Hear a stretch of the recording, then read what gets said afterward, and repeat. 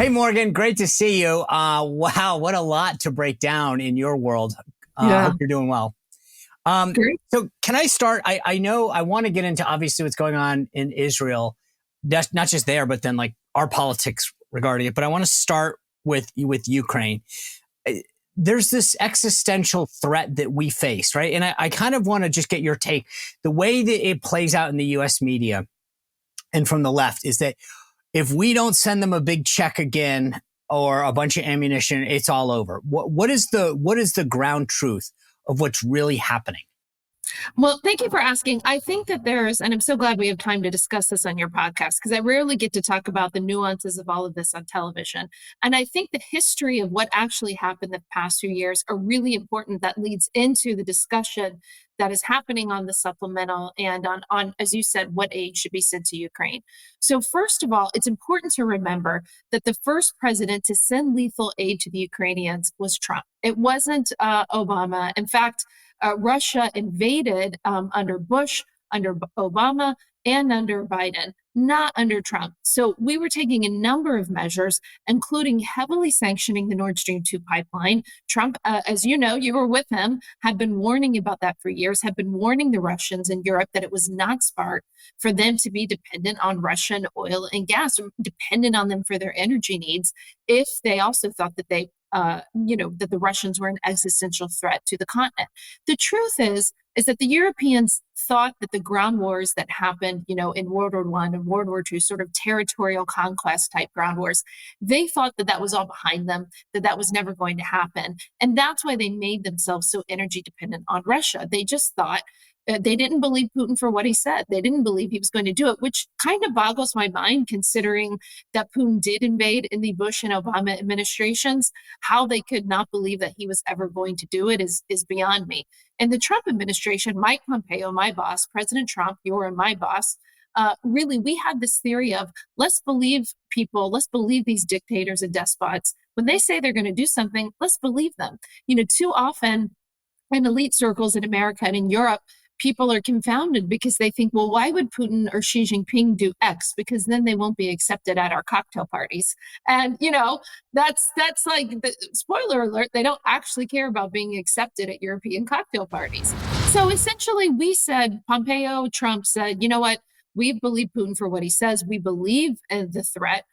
We see that he's invaded. We take it seriously. This is why we're going to sanction the Nord Stream 2 pipeline. This is why we are going to give lethal aid to the Ukrainians before Putin invades.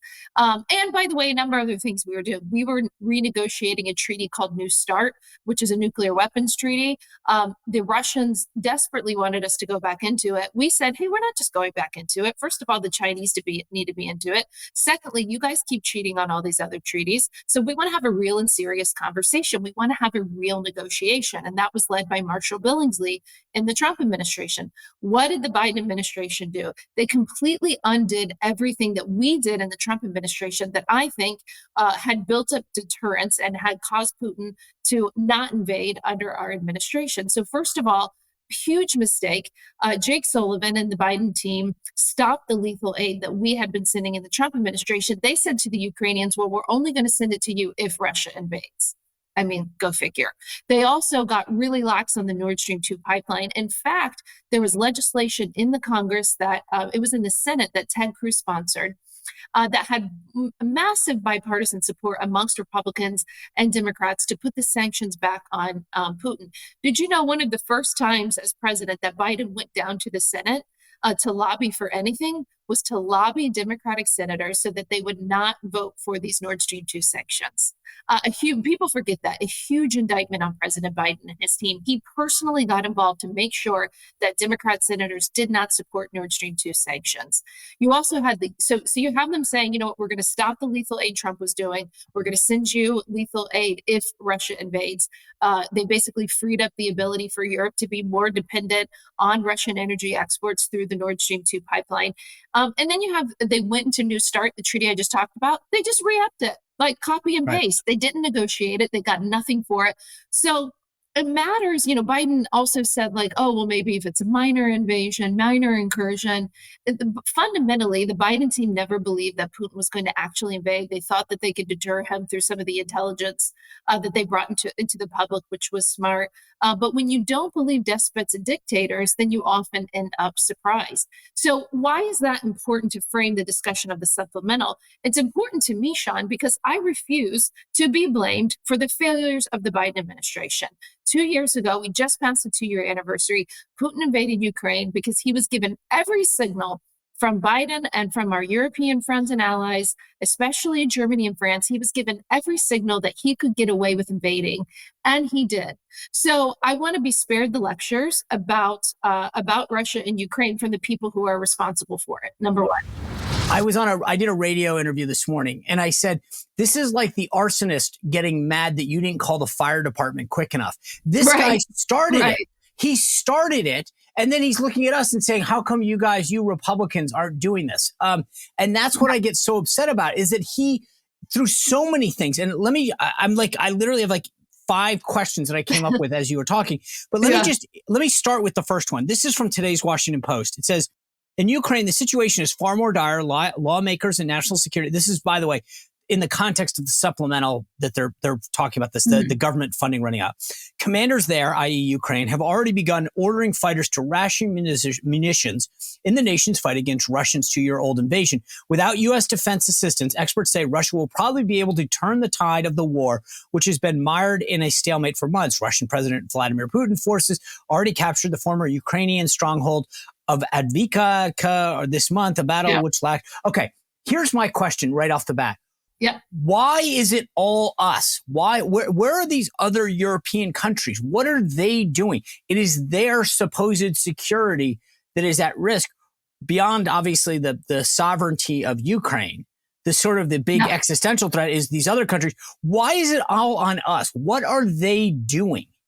So great question. The Europeans have stepped up in terms of with their own capacity and are delivering much, much more, both military and economic aid. They can't do it at the levels that we can. But the why, there's a couple things to pick up right here. But hold on, can I just ask you this? The threat from Russia goes back to the Soviet Union. When you say they can't do it, it's because they've chosen not to. Because they always knew that we would be there. That's the thing, is that you don't worry about it if you know that somebody else is going to cover the tab. And that's the thing. Yeah. Is that not fair? Because I look at these other countries and they don't have the capability because they knew that the United States would run to their rescue. And this is why President Trump was so insistent that everyone start to pay their fair share in NATO, because he needed them to be able to afford, to be prepared for the common defense, especially if, God forbid, we end up in some sort of military incursion, conflict with China. We need the Europeans to be able to handle their own continent. Here's a big problem that was exposed. Clearly they can't. Right, both in America and in Europe. And that is our manufacturing capability to reproduce our own munitions. And so really interestingly, the beginning of the war, Russia really screwed up, right? They thought they were going to take Kyiv in the matter days. They thought the entirety of Ukraine was theirs. I think it could be wrong that they might settle just for Crimea at the moment, but they thought they were taking Kyiv. They thought Ukraine was going to fall. They totally underestimated the will of the Ukrainian people, the fighters, and their own conventional military capabilities. But what the Russians did, they're not stupid, is after, about 6 months of embarrassment, they got their own defense industrial base on a war footing, right? They understood that they were going to need to resupply themselves from an ammunition perspective and from their own military capabilities. You see today reports of at least, and this is in the public domain, for example, of at least 400 ballistic missiles that Iran is providing to Russia. You see Russia getting their weaponry and getting parts that they need from North Korea. They also, again, revitalize their own industrial base so that they are able actually to quickly resupply themselves on the munition side. And then where they didn't have the capability, they went to Iran. Iran also, I reported this in the Wall Street Journal, and I think it was like fall of 22, They've been getting those suicide drones from Iran. But, I started talking about this a year and a half ago. Like, listen, guys, your Iran policy is undermining your Russia policy. So now Russia has gone around the world to, despotic regimes, whether it's China, whether it's North Korea, whether it's Iran, to get the parts that they need. And they have revitalized their own industrial base to be able to resupply their own munitions much, much more quickly than we can. The US and Europe never put our own industrial bases on that same war footing. Therefore, we can't. Not only can we not resupply the Ukrainians in the time that they need, we are also running dangerously low on munitions ourselves. That's what I wanted to ask you. Like, plus, you add in the Houthi context. Like, isn't don't this forget the isn't this the dirty secret right now, Morgan? Isn't that the dirty secret? What you just said, that it's not just about supplying Ukraine. We're screwed right now. We are not resupplying our own munitions, our own weapon system, because we've sent so much to them, and we don't have the defense industrial capability to actually manufacture the replenishment. Is that fair? Yes, it's absolutely fair. Listen, I'm all for sending old weapons to Ukraine that we're not going to use anymore, right? And that's, I think, in line with what we were doing in the Trump administration. May I also say, as it relates to the supplemental, I'm very supportive of President Trump's idea that our aid should be a loan that Ukraine has to repay. We know that, like, Lend-Lease is something that, historically it's not.